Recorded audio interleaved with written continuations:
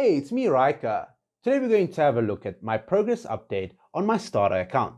So, as we can see, I recently managed to conquer chapter 33 and now I'm currently in chapter 34. So, I'm lucky that the multi-stage fights are still broken up into 3 teams. However, I'm currently starting to build my 4th and 5th team, so I'm ready to go for the 5 multi-stage fights later in the chapters. So the first team that I'm predominantly using is a Irons Daemon team. So essentially I've got 2 very strong frontline tanks who essentially soak up the damage in order to buy enough time so that Irons can deal damage. Then I have got my Lucretia 5-pull team. So Iran pulls all the enemies close together, while Lucretia can easily use her ultimate on all 5 enemies. So I generally use this team against enemies who don't have any energy reduction, stuns, or control-based abilities. And this allows Lucretia to easily ramp up out of control and claim victory for my team.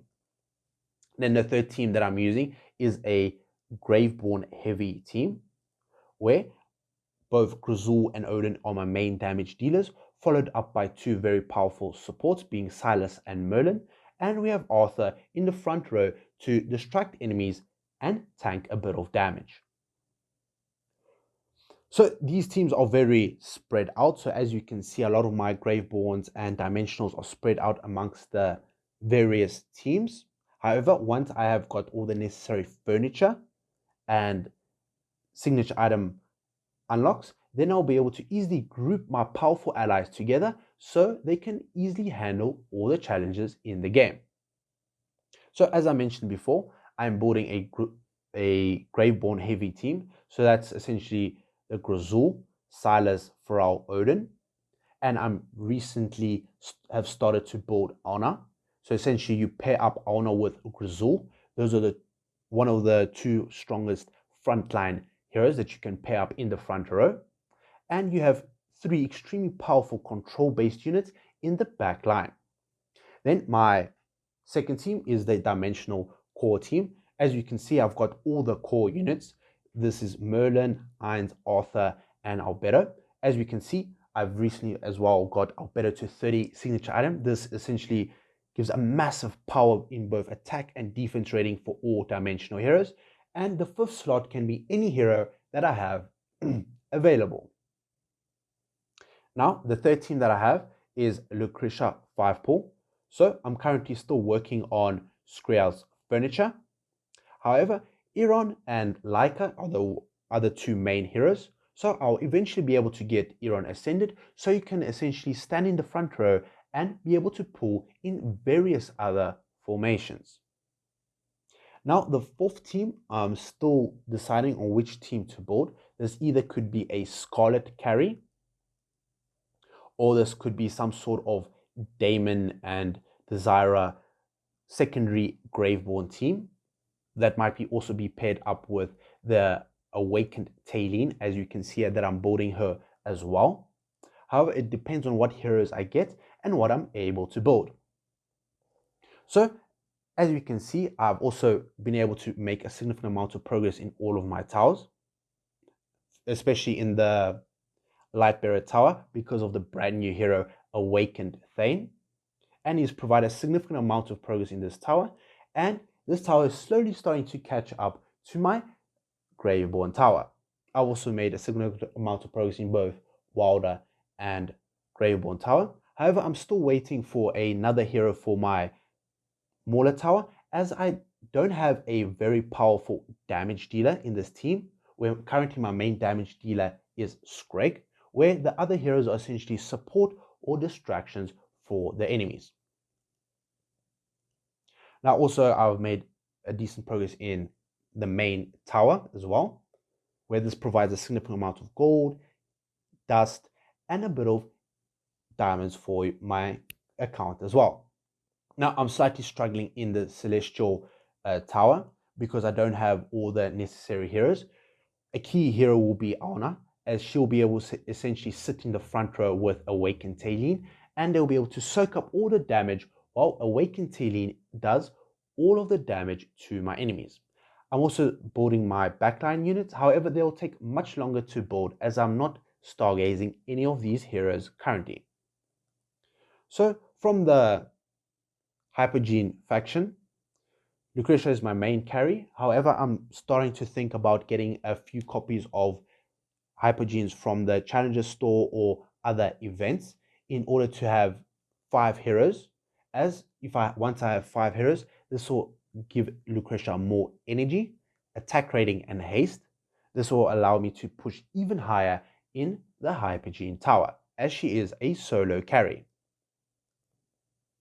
Now, I've also managed to increase my damage for the both Soren and Riz with the help of the hero Scarlet, as she can deal a significant amount of damage due to her extreme single target potential.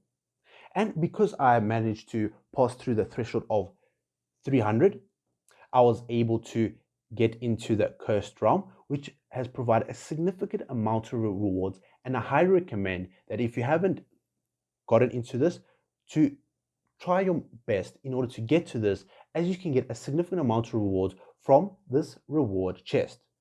Even though you might not rank up in a very high division, these rewards such as the Twisted Essence and the Elemental Shards and further rewards as you get higher can be extremely beneficial for your account. So from the Elder Tree, I'm trying to round off my Elder Tree. So as you can see, currently all my trees are level 20 at the bare minimum. However, I want to get all of my trees to 25.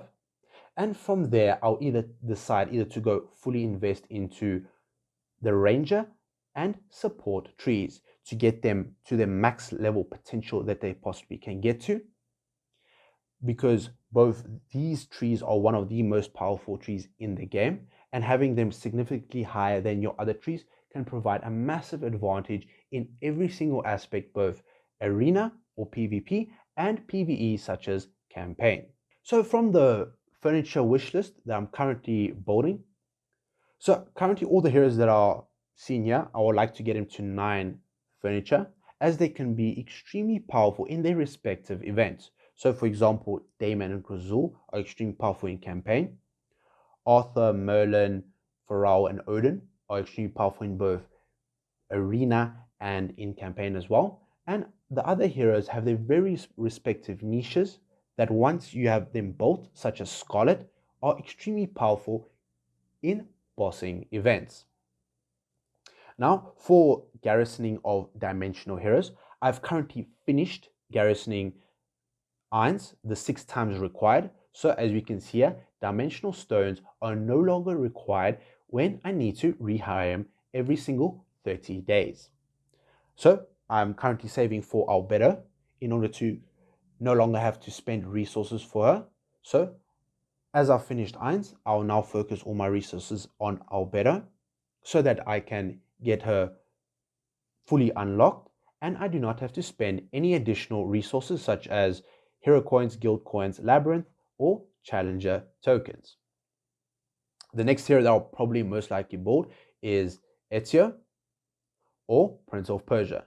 Both of these heroes are extremely powerful in many aspects of the game, and so far I haven't had a significant need for any of these heroes. However, once I have Albedo unlocked, I'll make a decision. So what has recently helped me a significant amount is completing all of the Trial of Gods events, as each and every single of these events give you a significant amount of Pokecoins, relic tokens, blue and purple stones, and the actual artifact that you'll be unlocking. So as you can see, this is one of the artifacts that you can unlock, and you get a significant amount of upgrade tokens, which allow you to essentially get it to 3 stars at the minimum once you have all of these specific rewards unlocked. And the final rewards are the Pokecoins. This has skyrocketed the amount of mythic pieces of furniture that I have unlocked on all of my heroes. Now I plan on finishing all of them as soon as they are unlocked, and as you can see, I'm slowly but surely finishing all of them. Now the team that I've found most effective on every single one of these Trials of God has been the Eins and team. So what this team is basically an Eins, Arthur, Albedo, Merlin, and a Silas team. Now, as we can see, 2 heroes can be garrisoned, and the other 2 heroes can either be acquired from the Challenger store or from the Labyrinth store. Now, as we can see, the only 2 main heroes are Eins and Albedo, which having both of these heroes at their maximum possible signature item and furniture will be highly beneficial to your team. Now, as you can see, my Merlin is not yet at 9 furniture. However, this is not required, but this would be a significant advantage to you and allow you to easily conquer the trials of God. Now, Silas provides healing when Merlin cannot be actively healing, and Silas provides an immunity shield. So if one of your allies is getting targeted down or there's a bleed effect on one of your allies, Silas can immediately ult and use his ultimate on that hero, where they'll become immune to all damage, and Silas will easily be able to heal them up to full health. Now, there are many various other combinations and team compositions to conquer the trials of God.